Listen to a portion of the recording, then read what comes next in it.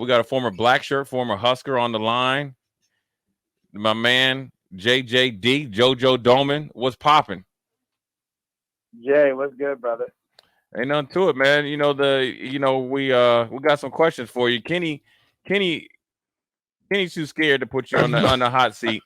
Jojo, what's up, bro? I won't put you on the hot seat, but we want to ask you, JoJo. First of all, as the draft just got over, we'll get into that. But I want to ask you, how your first year went. Number one, and obviously we all know, but tell everybody else what's the biggest difference from college to the pros.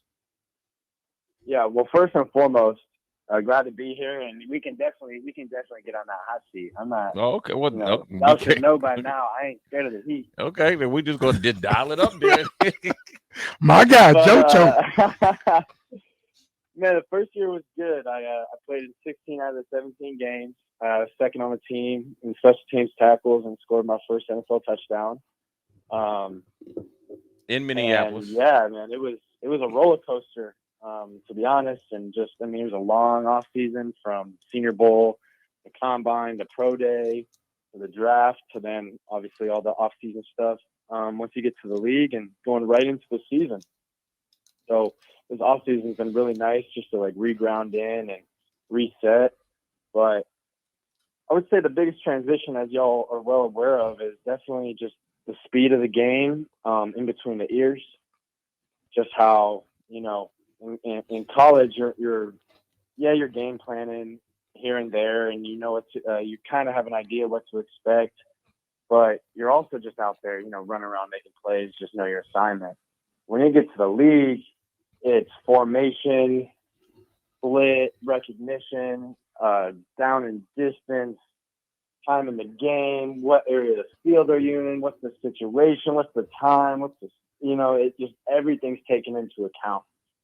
So that's been probably the biggest transition. It's just like that mental side of the game, and on top of just the professionalism, each and every day. There's no off days. You can't get caught slipping because they can find somebody who won't slip. And just understanding that everybody's replaceable and how you just got to show up with everything you got each and every day and put your best foot forward, not only to keep your job, but to improve yourself to keep a job. Getting out of that scarcity mindset and really just tapping into just being the best version of you and applying yourself fully. So that's what I would say my takeaways were for the first year. JoJo, when you go into the off season, obviously, every year, it's pretty much you starting over. But you also want to do some, self calculations. What are the couple things that you want to improve on, going into this year? Because look, you're going to show up to training camp. You're going to know where you're going. You're not going to be on edge as far as meetings and stuff like that. Even though you do have a new coach, but you kind of know the layout. So what are like one or two things you like? Okay, I learned this last year in training camp, or I see I need to get a little bit better at this. This is what I'm gonna really focus on, coming with, obviously in the off season, but then here comes the mini camps. Right. So the biggest thing I've been focusing on was, first of all, I need to get healthy after the year. I got some just banged up shoulder, banged up lower body. So just doing like the flexibility plyos that was necessary to give my body the time and the time under tension to get right. And going into this next year, I really am emphasizing my play strength and just, always working on getting bigger, faster, stronger, really focusing on my type 2 muscle fibers, the quick twitched guys that, when it's a game of inches, it's split second decisions out there, and, half a second goes a long way out on that field. So really been working on that through a variety of different, philosophies and ways of activating that and harnessing that. In addition to that, I would say just like that mental part of the game, just knowing, like playing the game of training camp, like, they're going to do base stuff first couple of days, and then they're going to introduce, 22, 23 personnel, and then they're going to go play action. And then you get it all, and just playing the game of that, knowing what's coming and just, making plays out there, not feeling bad that I know what's coming, but just capitalizing on it. And and then having that translate into the preseason games, and that film goes around the league to all 32 teams, and just putting myself in the best position to be on a 53-man roster. Speaking of the 53-man roster, when you first got that call last year about being on the 53-man roster, Woo! how did that feel? Man, it was almost surreal. And actually, one of my best friends, who I just got off the phone with today, he's out in Chicago now. He got released from the Colts. A dude I grew really close with in our time here. And, you know, honest to God, like, there's a little bit of the imposter syndrome of like, man, like, do I really deserve this? And then, you know, once you have, right, I've been just dedicated, steadfast on making this team. And once you make it, you know, obviously all those, you have that moment, you have that time, but then it's like, well, shoot, now that I have it, I can lose it.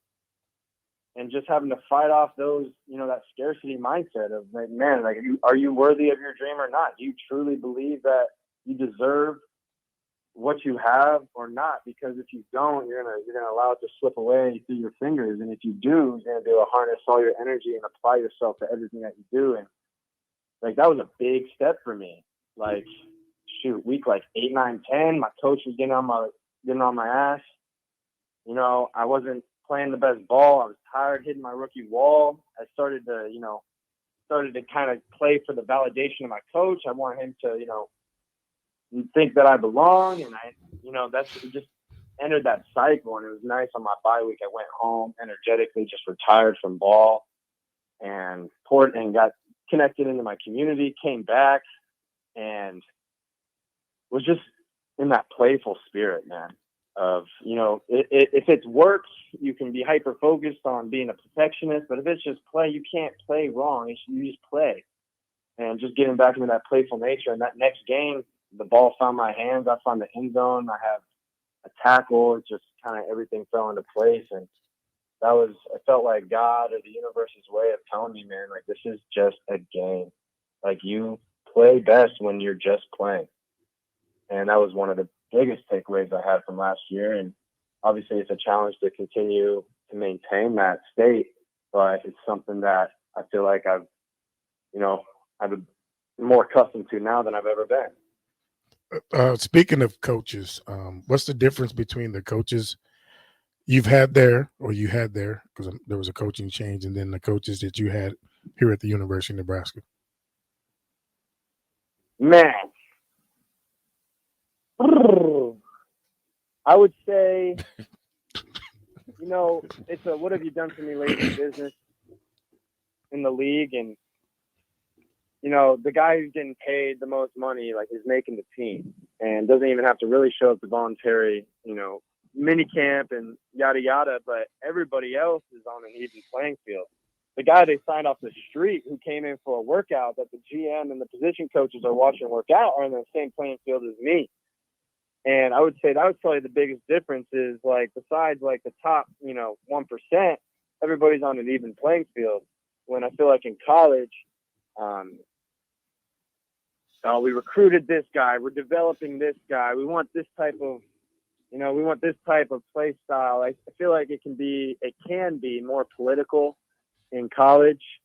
When in the league, you know, the general manager has the final say, but the position coach, the coordinator, it's really just pretty. I'm sure they try to keep it as objective as possible. But, you know, if you give us the best chance to win, we have to play this guy.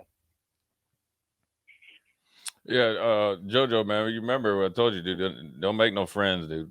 There ain't no friends in the league. You got acquaintances, man, because that way you can't be emotionally attached. But you know, I want you to really, Kenny don't want to ask. You know what I'm saying?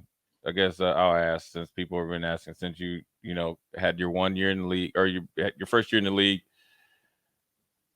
What was we got about 2 or 3 minutes left. So what are the top 2 or 3 things of the reason why the previous staff didn't work? Kenny won't say. Everybody's asking for me to ask, so I guess I gotta ask because Kenny's scared to ask. And Jojo, you know we have that relationship that I would ask you, but I wanted him to ask you. Everybody want to know, huh? Everybody want to know how we went 3-9, with almost one of the worst teams in college football. Honestly, it's not personal to me. It's not. I've detached myself from it being personal. Even though, I was a 20-some-year-old kid. It was at one point, but I just think it's, honest to God, authentic leadership. Like, I just think, like, whatever sauce they had going at UCS, right? Like the humbleness, the drive, the system they had in place there. I just felt like they must have got away from it here. It just felt like it was like they were just trying to say the right things, and they wanted guys to do it their way, and maybe overlooked, the bigger picture of what's the best way. How can we detach from what we think is best, and how can we objectively just observe, like, what's the most efficient way to go about this when it comes to sports medicine, nutrition, just like the culture in the locker room, like how you talk to your players. Like how you talk to your players is everything. Like we're like a sponge. We're soaking up everything you're saying. We're believing you, even because we've been trained and conditioned to believe you. And if you're not leading with authenticity and being like 100% genuine in everything you do, you're leading the whole team down this sideways path. And it just felt like, 1, 2, 3 handful of things just like weren't authentic, weren't genuine. And over time, those things stack up. And, you take one step off your path, you can take one step back on, but you take one step off your path and you don't realize you're off your path, you take 100 more steps. Now you're way off the path. And that's what I kind of felt like what happened in Nebraska. Well, you can close, Kenny. What'd you say? You can close. Hey, during your time here at Nebraska, who was the person that you leaned on the most when you, like you said, you take one step off your path? Who did you lean on the most to get you back on path? Who? Or let me rephrase it. Did you feel like you can go to one of the coaches to get you back on path, or was it somebody outside of the stadium?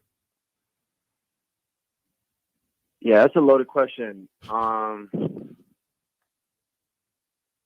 Personally, no. Like, there wasn't really anyone in there that I felt like I could authentically open up to and be completely heard and seen without judgment. Ron Brown was a great resource for me, and he was the closest thing to that.